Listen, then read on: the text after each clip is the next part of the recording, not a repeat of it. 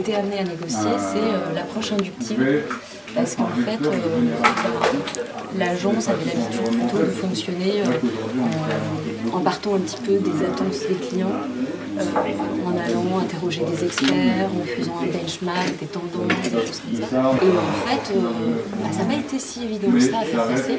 Ça veut dire partir d'une approche exploratoire. Et du coup, c'est assez insécurisant, à la fois pour les clients, mais à la fois pour l'agence avec laquelle je travaillais, parce que finalement, le fait d'insécuriser ses propres clients, ça la mettait elle aussi en danger.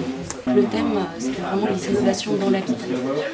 Donc j'ai proposé en fait qu'on fasse d'abord une étude complètement exploratoire des pratiques dans l'espace domestique, et puis faire un focus dans un deuxième temps sur un point particulier, dans une deuxième étude qui aurait retenu l'attention de la première étude. J'ai fait une première enquête en allant chez les gens, en partant des objets, partez des pièces, d'accord, c'est votre salle de bain, je vois que vous avez un sèche-cheveux, d'interroger les gens à partir de tous les objets de la maison. Et tout ça, ça a été filmé. Et en fait, j'ai décidé de faire une restitution anthropologique sous format vidéo. Parce que je travaillais avec des designers et globalement aussi avec des gens qui n'ont pas le temps de lire des rapports de 150 pages. On va partir des vidéos que j'ai faites sur le terrain. Et après un petit montage de tout ça, je l'ai diffusé et en fait en réunion. Et du coup, ça a permis de discuter un petit peu des pratiques des consommateurs chez eux. Leur réaction, elles attestent vraiment de notre capacité d'anthropologue à réinterroger la réalité. Et en fait, on voit à travers leur réaction qu'il y a un réel écart entre les représentations qu'ils ont de leurs clients et la vraie vie des gens. Dans la projection de certaines solutions pour l'utilisateur final, pour l'habitant, ça donne lieu à ça engage des imaginaires un peu messianiques. Il faut sauver les gens chez eux, il faut les éduquer, et puis des imaginaires un peu apocalyptiques où on dit tout est foutu, les gens n'ont rien compris, c'est pas comme ça qu'on prend le petit déjeuner, nous on se tue à la tâche à faire tel et tel produit, et voilà comment les gens s'en servent. C'était assez parlant, mais en même temps déroutant. Il a fait revenir un petit peu le projet sur de nouvelles bases, c'est-à-dire qu'au lieu de creuser un point qui avait été vu dans la première étude, l'agence pour laquelle je travaillais et les clients m'ont demandé d'aller creuser les pratiques de convivialité, où on voit du plaisir. Donc on voit qu'il fallait réenchanter un petit peu tout ça. Ce qu'on a fait, manque de peau, même quand on observe la préparation d'une fête ou ce genre de choses, quand on est attentif à tout l'itinéraire de la pratique, on se rend compte qu'il y a énormément de petites tensions, de petites contraintes qui sont intéressantes à prendre en compte si on veut améliorer dans une optique d'innovation le quotidien des gens. Ça, c'est pour la partie étude. Une fois qu'on a la phase étude, il faut partir en phase de création. Et donc du coup, ça passe par la construction des territoires d'opportunité qui permettent de réenchanter un petit peu tout ce qu'on a pu voir sur le terrain pour ne pas tomber dans la production de solutions incrémentales et de se dire, en gros, je le dis avec le langage des designers et des gens de l'agence, mais il faut qu'on décolle.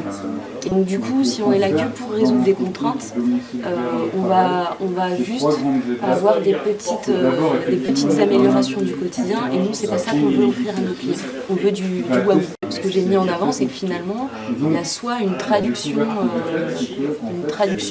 la matière anthropologique, et là on garde un petit peu des éléments de terrain, soit une transsubstantiation du travail anthropologique, et là on s'affranchit complètement du terrain pour le réenchanter, parce que justement c'est pas suffisamment stimulant pour partir en innovation. La phase de création réunissait en fait à la fois les designers de l'agence, à la fois les clients des industries partenaires, et moi aussi j'y étais présente. Les personnes des études en fait, qui ont travaillé sur le projet étaient présentes aussi. Pour donner un exemple, il y avait le territoire d'opportunité, entertainment. Donc là c'était vraiment comment permettre aux gens de se divertir chez eux. Et du coup, l'idée c'était de faire des petits groupes pour que chaque groupe réfléchisse sur un territoire d'opportunité, à tous les scénarios d'expérience qu'on pourrait imaginer pour trouver des pistes d'innovation. Un deuxième workshop pour travailler sur des scénarios d'offres. Il y a aussi toujours un réenchantement du travail anthropologique. Mais en même temps, ce qui était assez étonnant pour moi, c'était de voir que malgré tout, de la réinterprétation des données, malgré tout le réenchantement qu'il y avait pu y avoir tout au cours du processus, il y avait quand même des petits éléments qui résistaient en fait au temps et qui finissaient par... on voyait que certaines idées passaient quand même dans les scénarios d'expérience. On va dire la matière brute, le fait de montrer la vraie vie des habitants dans leur espace domestique, c'est pas suffisamment inspirant pour les designers, pour les clients, pour partir en phase de création. Donc, du coup, qu'est-ce que ça veut dire? Ça veut dire qu'il faut accepter qu'on instrumentalise tout notre travail,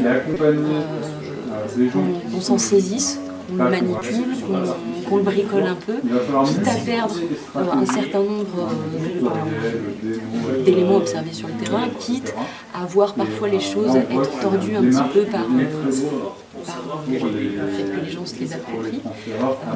Malgré tout, le fait d'avoir été présente tout au long du processus fait qu'on a sans arrêt une négociation entre, par exemple, les designers qui disent bah voilà, il faut réenchanter le quotidien, et d'un côté, l'anthropologue qui se fait un peu le garde-fou, qui dit oui, mais regardez, n'oubliez pas ces contraintes-là, n'oubliez pas que